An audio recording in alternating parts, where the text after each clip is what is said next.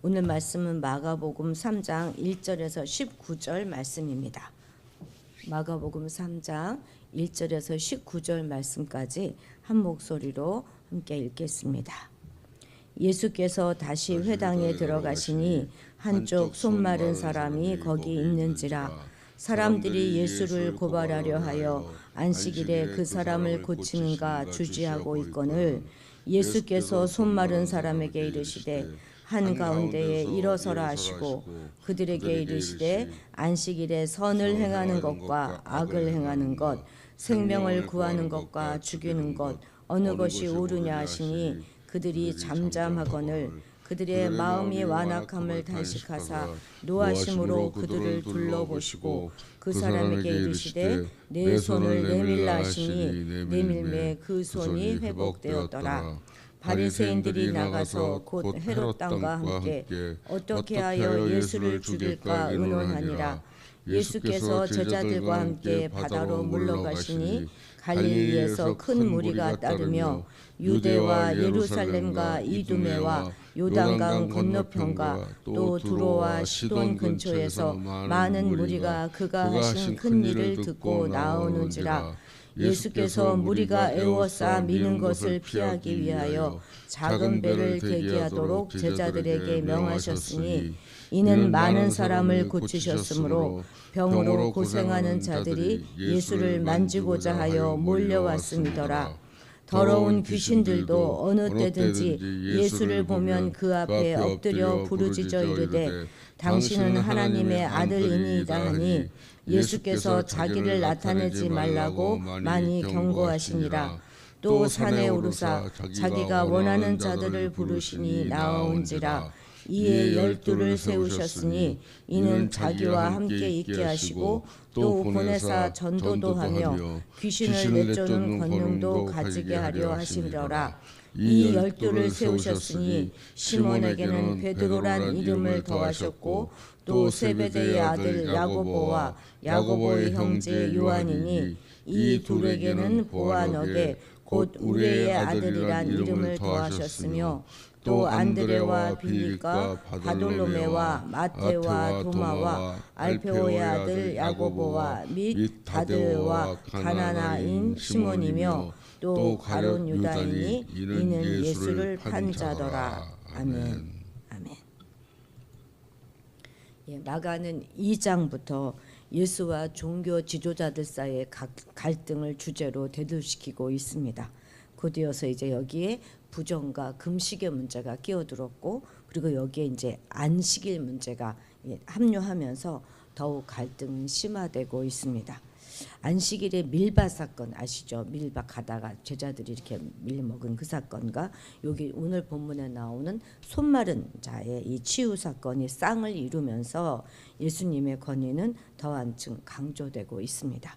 이렇게 종교 지도자들과의 논쟁은 1차적으로 일단락되지만 그들은 본격적으로 예수를 죽일 그런 음모를 꾸밉니다. 안식일 회당에서 바리새인들은 손 마른 사람 자를 주목합니다. 그를 예수가 고치기를 이제 바라면서 지켜보고 있는데 왜냐하면 그 일로 해서 예수를 고발할 기회를 삼고자 하기 때문이죠.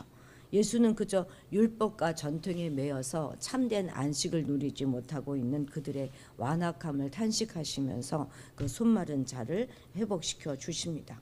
바로 이 사건을 기회로 삼아서 바리새인들과 헤롯 왕이 예수를 죽이려고 작당하지요. 이후에 예수님은 12 제자들을 세우셨고 그리고 그들이 당신의 사역에 참여할 수 있도록 권능도 주셨습니다. 우리 1절 같이 읽겠습니다. 예수께서 다시 회당에 들어가시니 한쪽 손 마른 사람이 거기 있는지라. 아멘. 당시 예수께서는 유대 지도자들에게 아주 공공연하게 이렇게 노출된 상태였고 유대 지도자들과의 마찰은 아주 불가피한 그런 상황이었습니다. 그럼에도 불구하고 예수님께서는 지금 공공의 장소인 회당에 들어가신 것은 정말 참으로 용기 있는 결단이라 할 수 있겠습니다. 주님께서는 다른 방법으로 사람을 만나서 가르치거나 치유하실 수도 있었습니다. 그런데도 불구하고 굳이 정면 돌파라 하는 이 방법을 선택하신 것이죠. 그렇습니다. 하나님의 일꾼은 어떤 어려움이 따른다 할지라도 자기 일터, 자기 바운더리, 자기 영역을 지켜야 하는 것입니다.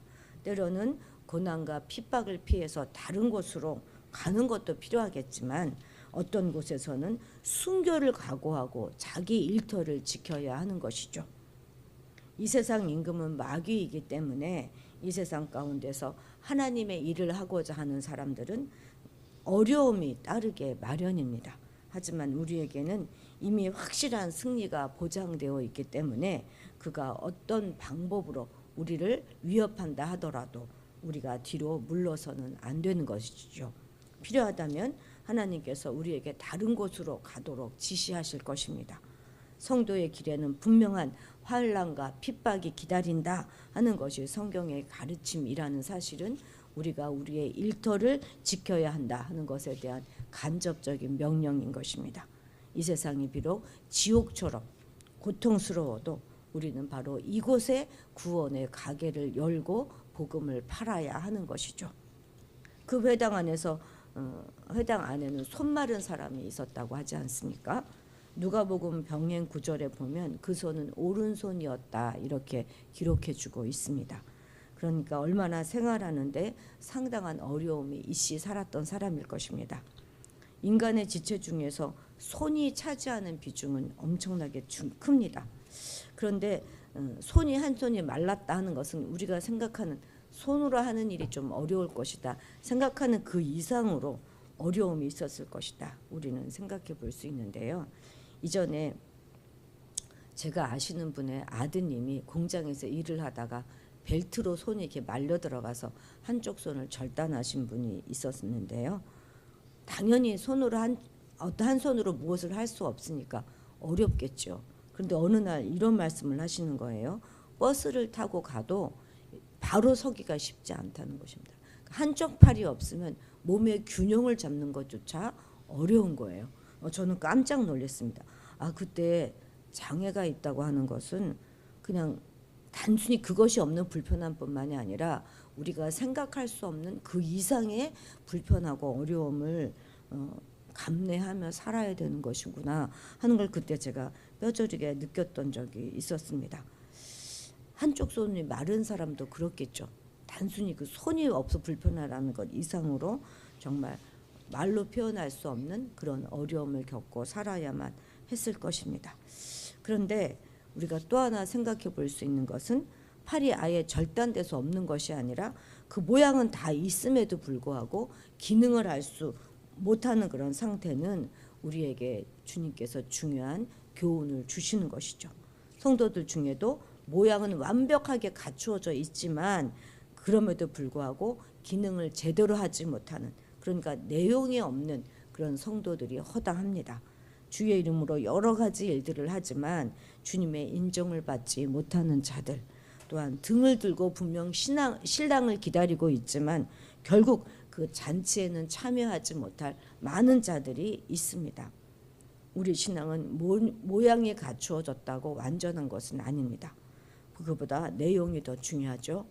모양으로 치자면 유대 지도자들만큼 더 완벽한 성도들은 없었을 것입니다.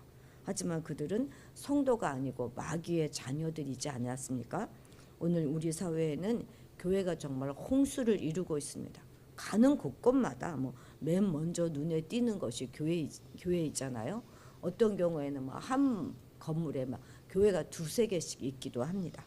그럼에도 교회가 사회에 끼치는 영향력은 정말 미미합니다. 왜 그럴까요? 이것은 마치 손마른 사람처럼 모양은 있지만 그 기능을 제대로 하지 못하고 있기 때문이 아니겠습니까?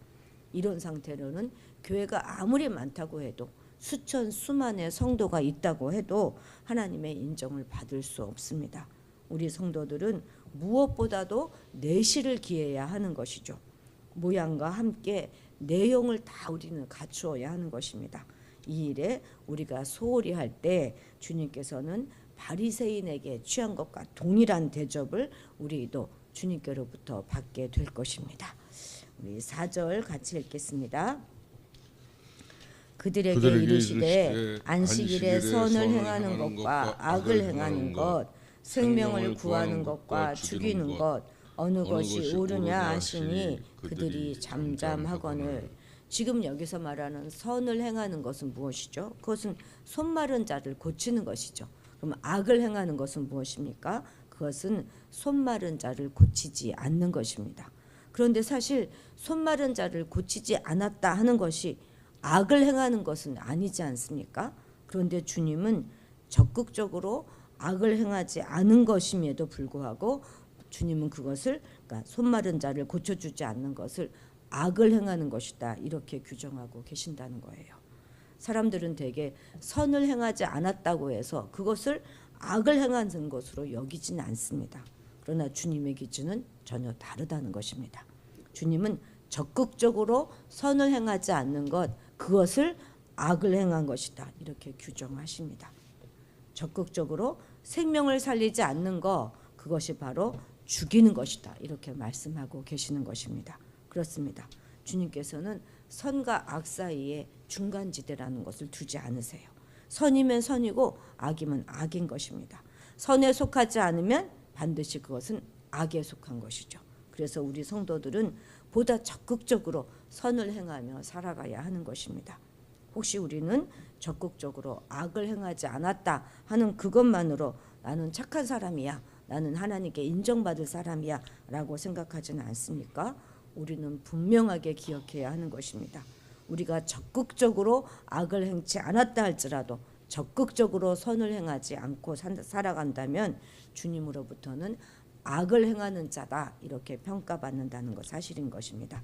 우리는 악을 행하지 않을 뿐만 아니라 적극적으로 선을 행함으로 하나님께 선한 사람이라 인정받는 그런 사람들이 되어야 하겠습니다. 11절도 같이 읽어볼까요? 더러운 귀신들도 어느 때든지 예수를 보면 그 앞에 엎드려 부르짖어 이르되 당신은 하나님의 아들이니이다 하니 아멘. 귀신들도 예수님이 하나님의 아들이심을 알았습니다. 성경을 연구하고 백성을 가르치는 사람들도 깨닫지 못했던 것들을 귀신들은 알았다는 거죠. 병고침을 받고 또 기적의 떡을 먹으면서도 이 일을 행하시는 자가 누군지 모르고 있었던 데 반해서 귀신들은 알고 고백했습니다. 귀신들은 적어도 예수님이 누군지 정확하게 알고 있었고 또 하나님이 한 분이심을 알고 떠는 존재들입니다. 여기서 우리는 참된 신앙에 대해서 한번 생각해 볼 수 있습니다. 흔히들 입술의 고백을 신앙의 척도로 삼으려는 경향이 있습니다만 고백보다 더 중요한 것, 그것은 바로 복종의 삶인 것입니다. 우리가 어떤 사람이 참 이 사람의 신앙이 참인가 아닌가 여부를 알려고 한다면 결코 입술의 기준으로, 입술의 고백을 기준으로 평가해서는 안 되는 것이죠.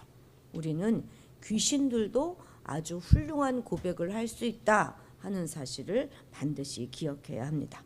저는 어떤 사람하고 만나서 이렇게 대화를 나눌 때 화려하게 신앙의 언어들을 사용하면서 시종일관 이야기하는 사람들을 살짝 경계합니다.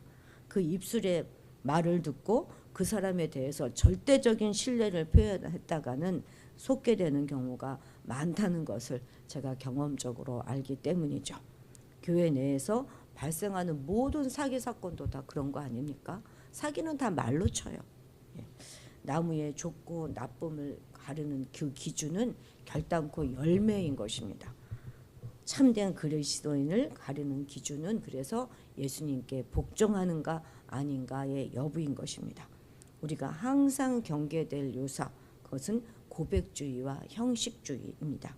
입으로 시인하여 구원에 이른다 하는 이 성경의 가르침을 오해해서 무엇이든지 고백하기만 하면 되는 줄 아는 사람들이 적지 않은데 이것은 지극히 위험한 생각이라는 사실을 우리는 꼭 기억해야 합니다. 유대 지도자들이 보여준 그 형식주의가 바로 그것입니다. 주님께서는 우리에게 요구하는 것이 있으신데 그것이 뭐냐면 바로 복종의 삶, 살아가는 그것인 것입니다. 무엇을 명하든지 온전히 복종하고자 할 때 성도의 참 모습을 우리는 갖추게 될 것이고 그분을 주라 부르는 우리의 고백이 참인 것을 인정받게 될 것입니다. 우리 14절도 같이 읽읍시다. 시작. 이에 열두를 세우셨으니 이는 자기와 함께 있게 하시고 또 보내사 전도도 하게 하며. 아멘. 예수님이 이렇게 이제 잠시 공적인 사역에서 떠나서 사적인 친밀감을 위해서 시간과 장소를 마련하신 이유가 뭐라는 거예요? 두 가지가 있게 하는 거죠. 첫째는 자기와 함께 있게 하시고 또 보내사 전도도 하게 하고, 이 두 가지가 목적이라는 것이죠. 여자들도 모두 이 새로운 사역에 지쳐 있었을 것입니다. 그럴 때 예수님과의 친밀한 교제는 안식과 힘을 제공해 줍니다. 그동안의 경험을 돌아보면서 자신의 소명을 재확인하는 시간이 이들에겐 절대적으로 필요했던 것입니다. 그런데 이 목적, 그러니까 자기와 함께 있게 하시려고 제자를 뽑았다 하는 이 목적은 다른 공간 복음에 있는 다른 그런 복음 곳에서는 나오질 않습니다. 그런데 마가는 첫 번째로 이 목적부터 지금 지목하고 있습니다. 이것은 마가의 관점에서 볼 때 주님과 함께 하고 있는 것, 그것이 인생의 그 어떤 것보다도 가장 귀한 일이었기 때문이고, 그리고 자기 역시 그로 인해서 그 힘으로 다시 설 수 있었기 때문일 것입니다. 그렇습니다. 주님과의 동행 여부는 우리 인생의 성패를 결정짓는 아주 결정적인 요인이 됩니다. 그리고 이제 이렇게 선 사람은 두 번째 어떤 목적으로 나아가야 되는 것이죠? 그들을 보내서 전도하게 하시기 위함이었다는 것입니다. 여기서 보낸다 하는 것은 일반적으로 그냥 보내는 것이 아니라 공적인 임무를 맡기거나 혹은 권위를 주어서 보내는 것을 말하는 것입니다. 그래서 그리스도의 제자된 모든 성도는 세상의 다양한 사람들을 만나서 하나님의 말씀, 예수님을 만나서 그들이 살아갈 수 있도록 찾아가서 그분의 예수님의 증인이 우리가 되어야 하는 것입니다. 예수를 나타내지 못하는 이들은 신앙은 있을지 모르겠습니다만 결코 예수님의 제자는 아닌 것이죠. 단지 기독교라고 하는 하나님의 종교에 머물고자 하는 이들은 그리스도의 제자가 될 수 없습니다. 우리는 모두 12세대와 동일한 사명과 특권을 위해서 부르심을 받았기 때문에 우리도 기꺼이 그 길을 가야 합니다. 예수님과 함께하는 자들은 반드시 말씀을 전하는 제자로서의 사명의 길로 나아가야 한다는 사실을 잊지 마시기 바랍니다. 전하는 자의 사명을 잘 감당하시는 오늘 하루가 되시기를 주님의 이름으로 축복합니다. 기도하시겠습니다. 하나님 아버지, 우리가 모양은 있으나 실속은 없는 손마른 자와 같은 그런 신앙인이 되지 않게 하옵소서. 주의 능력을 겸비한 그런 자들이 되게 적극적으로 선을 실천하며 적극적으로 악을 물리치며 살아가게 하옵소서. 오직 입술의 고백이나 형식주의에 빠져 살지 말게 하시고 우리의 행함으로 결실을 맺는 우리가 되게 하옵소서. 주님의 모든 말씀에 철저히 복종하는 삶을 살기 원합니다.